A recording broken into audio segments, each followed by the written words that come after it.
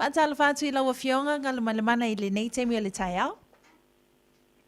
Ia, talofa Janine, talofa fo'i le ofionga le teusala, ma le mamalu fo le tātou tunu, tātou mafuta le nei aso fau, malo le usu, malo se hua. Malo fo I le onu sa I laua fionga galumalemana o a mai nei taiao.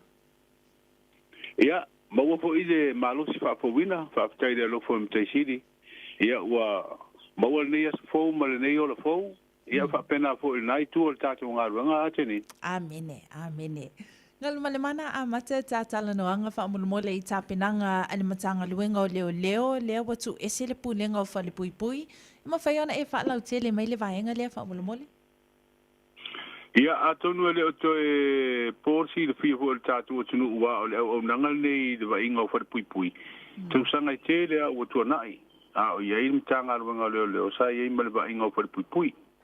Ai na fato a vai ese le pulenga o pare pui pui ni tausanga I le mau tu lava I le teimi o le whainga malo sai ai.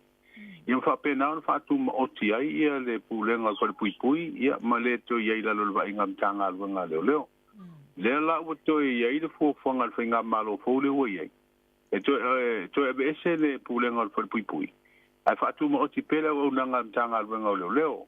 Le foi na wal ma felo inga ma le komisina o mtanga wenga leo foi pui ma le to fo ta ina le mtanga ni vaias o lana fa mtalanga mai e ma fo na to tu ese ia tu langa le ona ese nga wenga I fa leo ese nga wenga tau le vai o la tu ko no sala I tono foi pui mai e ma por kala me vo ile nei e fa tino e to e fatu I ai o langa tanga tene ua sori tu la fon ia mai le o se mere leila I ngā ruenga wha leo o la tou e whaia su engo sori tu la fono ma whaia morianga ma ave le whaamisino ona to e a fia le to e whaatino por kalame e to e tapu e ai o langa o tangata nei o le talala al komisina e ta ua le se pulenga tu ma o tia ngawhala tou mani por kalame whaatino e vaenga na ma o le tapenanga le whai le teimil nei o le wawa ima mau I le tausanga fau pe au lia I ulai.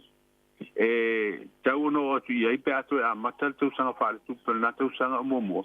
Ia ona whaatino leo le fufuanga leo o tāpena le teimil nei. Le si vaenga galumalemana whaamulumole tali malo samo I le tauwanga o tausala o le Pasifika. O le ato e whaawau le tauwanga lea talu mai o tausanga e lua pe tolu lea na taufia I lea vaenga. Ia ola umata watu na Janine. Pia ua olea ua savali le tolu tausanga le to whaies tausala le Pasifika wa afua atu iai. Lua fe lua sipulu lena amatai ona iai ai inga hoi nei e tāpuri umai tua o ia tunu ua le to whea I tangata ona o whaama. Ia sawa I lava ia le ua mai lua fe ma le lua le ua tuana I atu. Ia le pato ia ni tūlanga o mwhai ona manoa le to e whaatino o tau vanga le. Tau vanga foli nei Janine te losa e tau vai nisi o tau sanga o tuana ai. Yes, atoa tu sa full tau sanga taluai. Su tau sanga taluai galumalemana. E toa fia la tamaita I sui tau vā lea ua whaamaunia mai o lea tau vā mo lea tau vanga whaamulumole?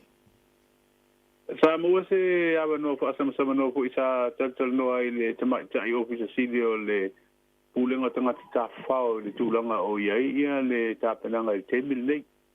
Ia ma o lana tala mai. O le teimil nei ele I manino mai se nu mela o tamaita I a wai. Ona o le ana fato a te lea atinu le fato a tala ia tua o hoi nei malanga a.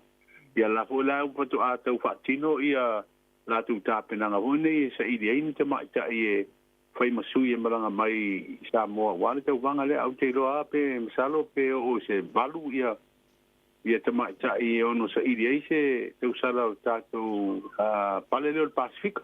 Wa lea e tau ave pe tātou tau sala o Samoa. Ia, kono I whafo ia le pale o Pasifika le teimil nei. Ma o te loa pongo kono I whafo le o whamauina I tala whaasoro pito le tau vanga o le tau sala Samoa ma le tau sala le Pasifika. Wa umi se teimi o ia tau veina. Mali. Ona o me tu langa lea sa iai wale whaiani tau vanga ma whaawa o I peona ia tau ave ia pale o le tau sala o Samoa. Ia lewa mai, a lewa ieli si tau sala pōre o iai. A tau sala la le Pasifika. Ia se ilonga lai mai al tau vanga lea tātou te tapena iai. Ia no pato a mai ale o le no ho inga ho ia fono I whafo I le tūranga le palo le Pasifika au te iloa. O stasi leo te wanga ho I o lo o tūri mata I nei tu se o kalena o puinei o por kala me whai I nei teo sanga fau, a wā le uto e fo I mairi te wanga e tātou te tani malo ai le lua o lua tot. Very exciting times. Io ele ngata o le pale a Samoa o le Pasifika. Ai mai se fo ia le ana whaapale ina mai le sunga ia fono I whafo a Seomanu McFarland. I le pale fo ia le Miss Samoa New Zealand. So tolu pale sa ia tau e veina. Mole tolu tau sanga. Le si vaenga. Te ringa ngale wa te anga na I te usala o Samoa New Zealand lai pale ai al te mai ia fono I whafo. Yes, yeah. Le tawahenga muli ngaluma le mana lea o lo o to uluti munga I New Zealand nei, to uluti munga I Amerika lea na whailoma I se tasi fo I a tato pa. Anga o a mai la le tau I tono Samoa, langi leipe tutu sa fo I matau nei. O te whiwhia lawa teni no lewa wai atu le mata la a. O ka pena fuena manino mai le langi hoi nei wa matafi e se uma o ho I sa wha malu au po I sa hoi nei. Ia le ho te wawa I atu le tara le tau lata mai. O lewa wha le au ngā ia tūlanga po I lapata inga o matani. Ai na whau tuanga lau ti munga mamawha le I pēr tātou tunu. A lau te le ngā I o le tau le uto e fo I tūlanga le lei.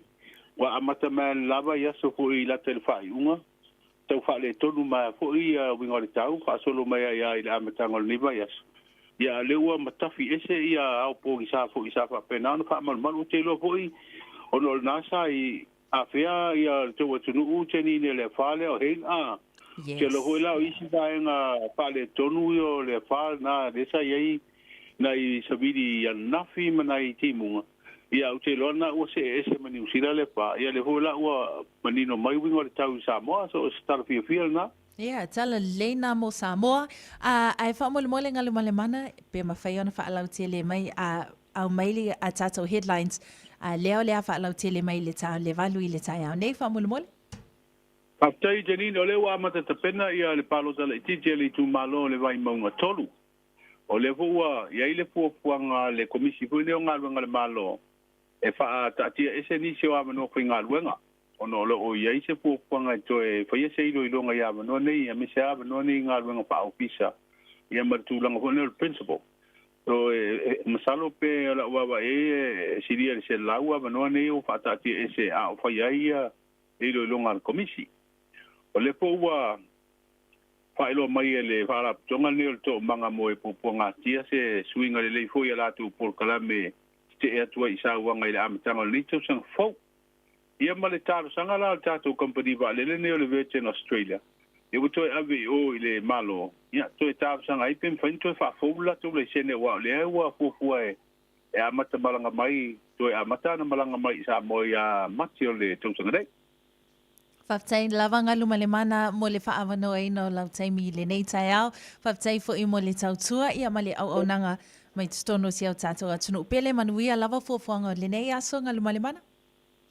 Ia, manuia fo I fuafuanga le nei aso a Janine, malo lava le onsai.